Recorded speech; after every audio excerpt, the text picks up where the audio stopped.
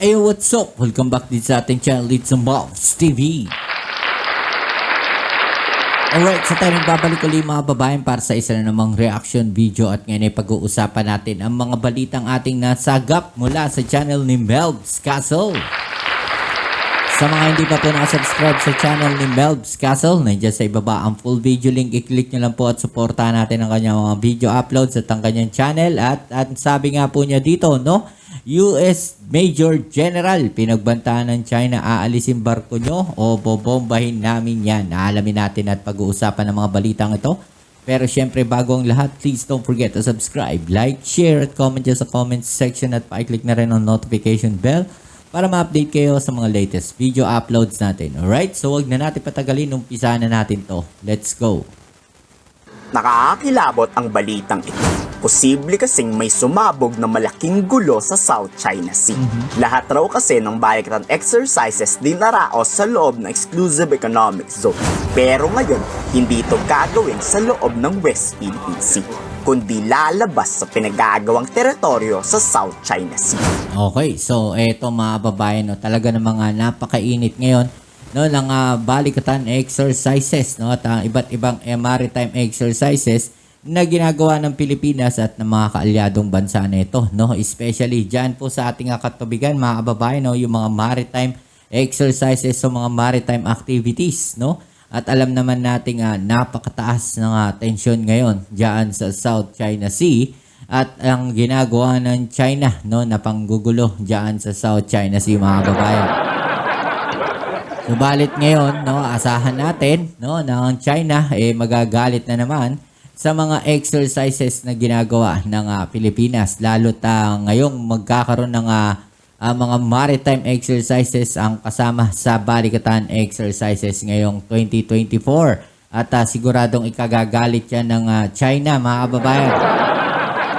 Alam naman natin ayaw na ayaw nila, no, ng mga ganyang maritime exercises, lalo't ito'y gaganapin, no, sa kanilang sinasabing 10-dash line, no, na inaangkin nila ang buong South China Sea mga kababayan at magagalit ang China dito dahil pumasok na naman tayo sa kanilang katubigan, di umano.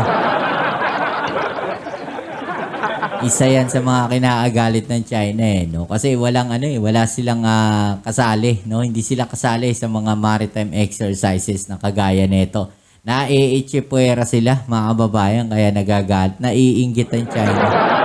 At naman kasi hindi nyo ini-invite, no? Hindi nyo ini-invite ang China sa mga maritime exercises, di ba? Kaya nagagalit tuloy. Okay. Tuloy natin. Ngayon ilabas ng China ang pambubuli at harassment nila. Pero ano pa ba ang aasahan natin sa mga Chinese na ito? Pineke nga noong nakaraan yung pinagsasabi na military dress ng China sa South China Sea. Tapos papalag pa sila ngayon.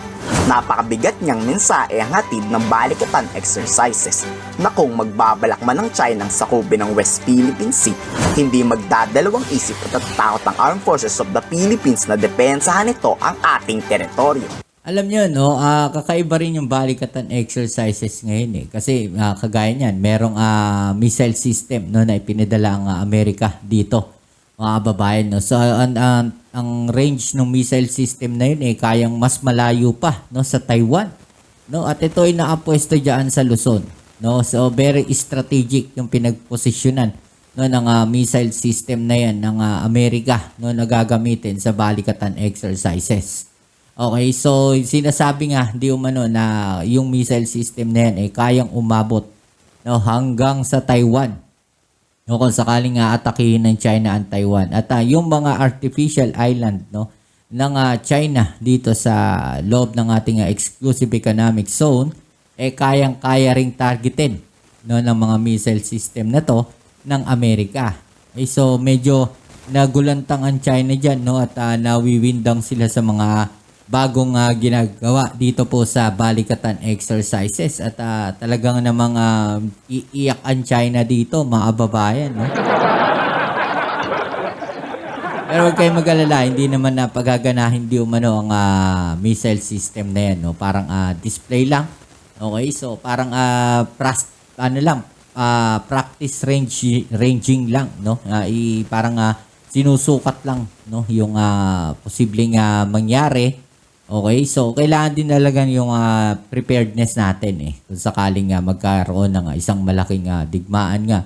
No, yung preparedness, kailangan po yan. No? At ang Armed Forces of the Philippines talaga ng mga marami ng mga training na pinagdaanan at sa ngayon, prepared naman talaga tayo. No? Ang kulang lang sa atin, yung mga kagamitan. Yun po yun Prepare naman lagi ang mga Pilipino, no? Lalo na yung Armed Forces of the Philippines. Ang problema, kulang tayo sa kagamitan. Diba? Yun yung yun yung maibibigay namang suporta sa atin, no, ng mga bansang kaalyado na ng Pilipinas, yung mga kagamitan na yan, like itong mga missile system. Diba?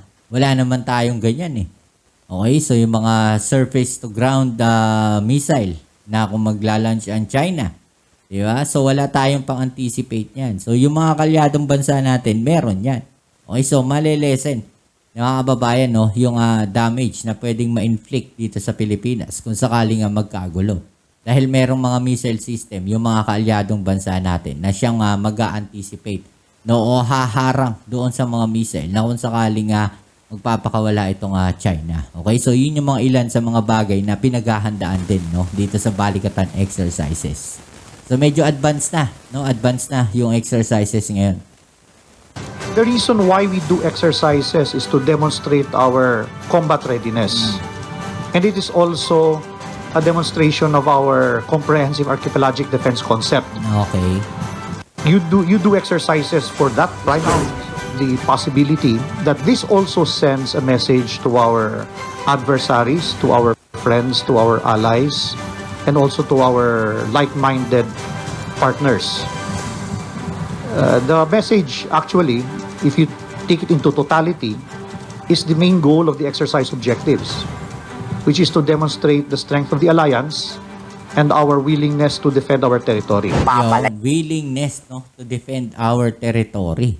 No, at saka yung pagkakaroon natin ng magandang relasyon, no, doon sa mga kaalyado natin mga bansa, 'di ba? So kailangan din kasi ipakita natin, no, na kaya nating depensahan yung ating teritoryo. 'Di ba? Hindi pa pwedeng aasa lang din tayo sa mga kaalyado nating bansa. At hindi rin tayo po pwede, no, nayuyuko na lang dito sa China, mga kababayan. Hindi naman papayag yung armed forces natin 'yan at yung mga kababayan natin 'yan, 'di ba? Ilalaban at lalaban pa rin tayo. Layasin ang lahat ng natitirang barko ng China sa South China Sea. Pag may pumalag, tiyak katapusan na ng China. For sure magagalit dito ang China. Pero di pa man nakakapagsalita si Mao Ning, nagbitaw na ng mabibigat na salita ang Major General ng Pentagon. Ang gagawin daw ng baliktad exercises ay naayon sa international law. Kung mamasay man ito ng China, wala raw pake ang US sa sasabihin ng Foreign Ministry of China. Yan yung sinasabi natin, no. Yan po ay naaayon sa international law, no. Pinapayagan po yan, yung mga ganyang klaseng exercises, mga kababayan, at wala pong magagawa ang China dyan. No, kahit magpuputak sila dyan, no, walang magagawa yung China na yan, kundi harasin, no, yung mga barko ng Pilipinas, no, pagtapos na itong balikatan exercises na to. Gaya naman sila diba? So after nung mga ganitong mga activities na ginagawa natin, no, tsaka sila magpe-flex ng kanilang muscle. No, yung puwersa nila, i-flex nila yan. Tignan nyo mga kababayan ang mangyayari dyan. Bago tong mag-start tong balikatan exercises, makiklear yung area na yan Sila mismo ang aatras dyan. Sila mismo ang aalis dyan, no, sa West Philippine Sea. Kasi iniiwasan din nilang magkaroon ng conflict at magkaroon ng kaguluhan.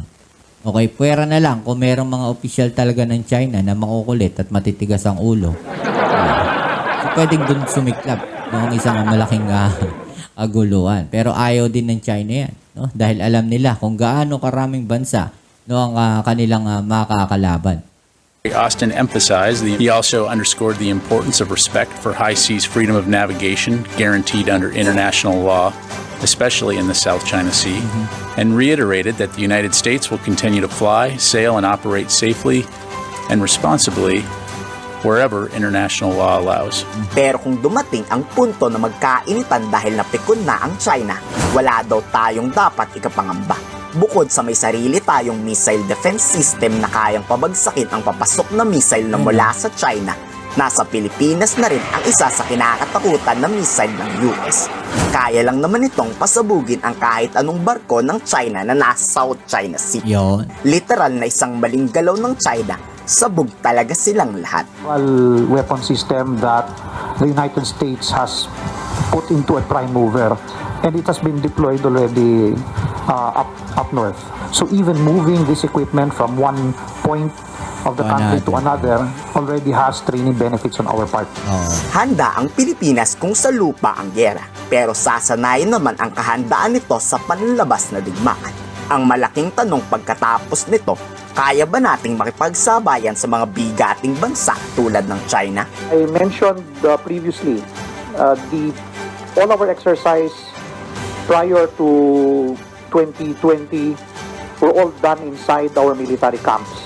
You perform an exercise within a military camp and you've been doing it so many times, it no longer presents any challenges, no more surprises, and it limits also the type of involvement of the capabilities that you want.